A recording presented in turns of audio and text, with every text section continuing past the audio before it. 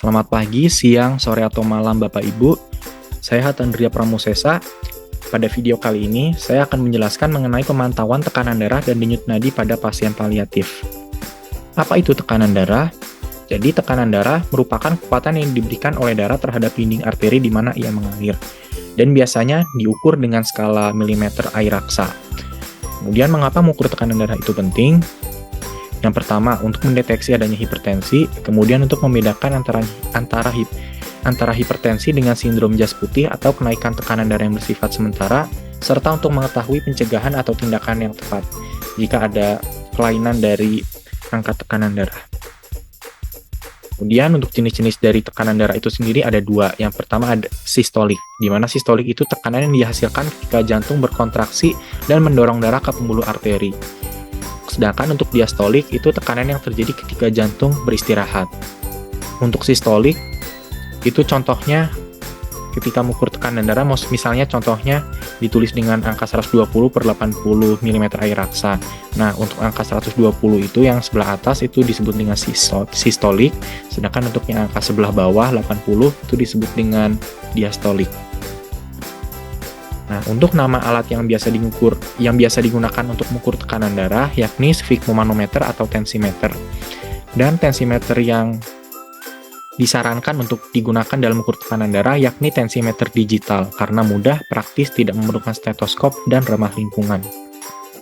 Kemudian untuk bagian-bagian tensimeter digital yakni yang nomor 1 ada tombol start, nomor 2 tombol stop, nomor 3 tombol memori untuk melihat riwayat hasil pengukuran tekanan darah sebelumnya, kemudian nomor 4 untuk tempat baterai di bagian belakang, nomor 5 itu manset, nomor 6 ujung pipa manset, nomor 7 layar hasil angka sistolik, nomor 8 diastolik, dan nomor 9 denyut nadi per menit.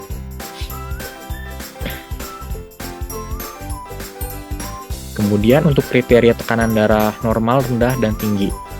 Untuk tekanan darah normal itu biasanya di sistoliknya berkisar antara 90-120, diastoliknya 60-80. Kemudian untuk prehipertensi itu sistoliknya 120-140 dan diastoliknya 80-90. Dan untuk hipertensi, sistoliknya itu angkanya lebih dari 140 dan diastolik lebih dari 90.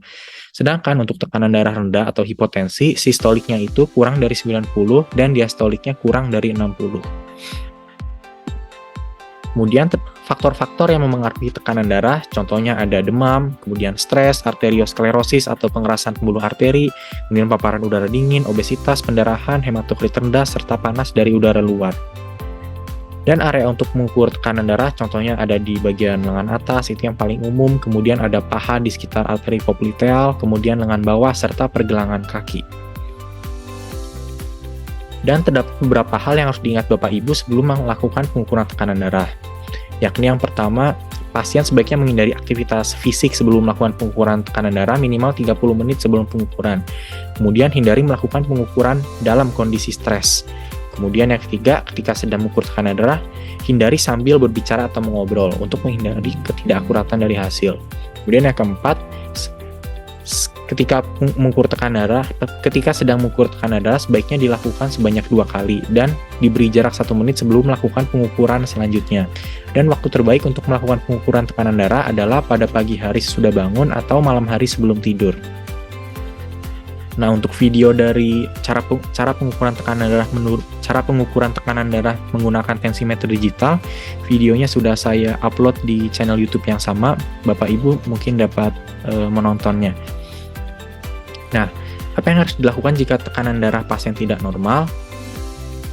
Jika tekanan darah pasien menunjukkan hasil yang tidak normal, yakni hipertensi atau hipotensi, maka Bapak Ibu dapat berkonsultasi dengan dokter untuk mendapatkan penanganan yang lebih lanjut. Namun terdapat beberapa pencegahan yang dapat dilakukan untuk mencegah hipertensi dan hipotensi, yakni untuk hipertensi contohnya dengan cara pola hidup sehat, konsumsi rendah garam, serta hindari minum minuman alkohol dan kafein. Sedangkan untuk hipotensi contohnya dengan cara pola hidup sehat, konsumsi makanan dengan kadar tinggi garam, konsumsi air teratur, serta hindari konsumsi alkohol dan kafein. Kemudian untuk perawatan alat tensimeter digital jika sudah tidak digunakan antara lain yang pertama, pastikan alat dalam keadaan mati ketika tidak digunakan.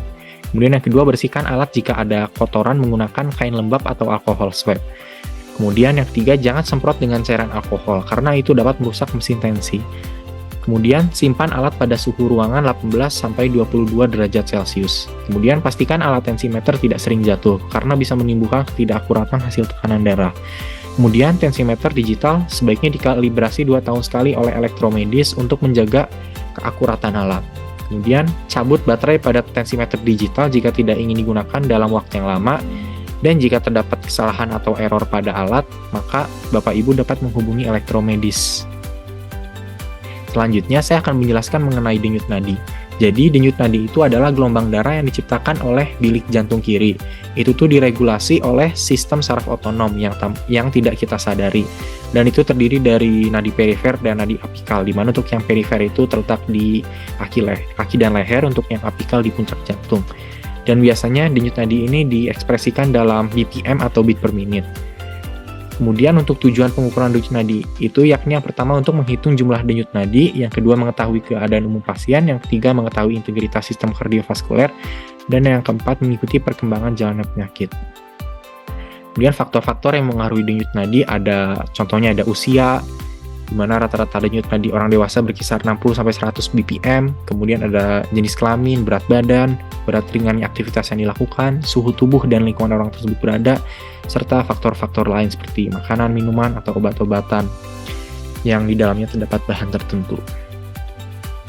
Kemudian untuk titik nadi pada tubuh manusia, contohnya ada pada area telinga, area leher, area paha bagian atas, area belakang lutut, area lipatan siku, kemudian area yang paling umum yakni area pergelangan tangan, kemudian area mata kaki, serta area punggung kaki. Kemudian untuk batasan dan klasifikasi denyut nadi, untuk pada orang dewasa, denyut nadinya itu biasanya berkisar antara 60-90 kali per menit. Sedangkan pada usia lanjut sehat itu 60-100 kali per menit. Jika irama atau denyut jantung tidak normal, itu disebut dengan aritmia, seperti terlalu cepat itu disebut dengan takikardia. Jika terlalu lambat disebut dengan bradikardia. Nah, untuk sama seperti tekanan darah, untuk video cara pengukuran denyut nadi, Bapak Ibu dapat menontonnya pada channel YouTube yang sama. Videonya jadi dibuat terpisah.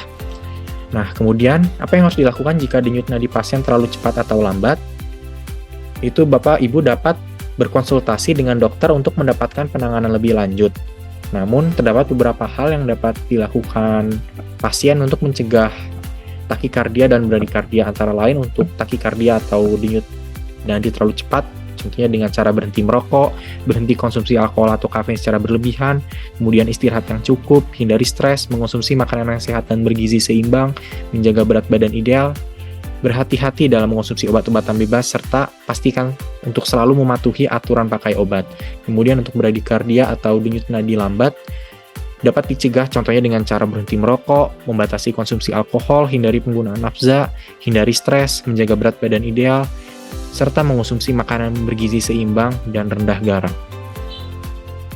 Sekian video mengenai pemantauan tekanan darah dan denyut nadi pada pasien paliatif. Mohon maaf apabila ada kesalahan dalam bertutur kata. Terima kasih.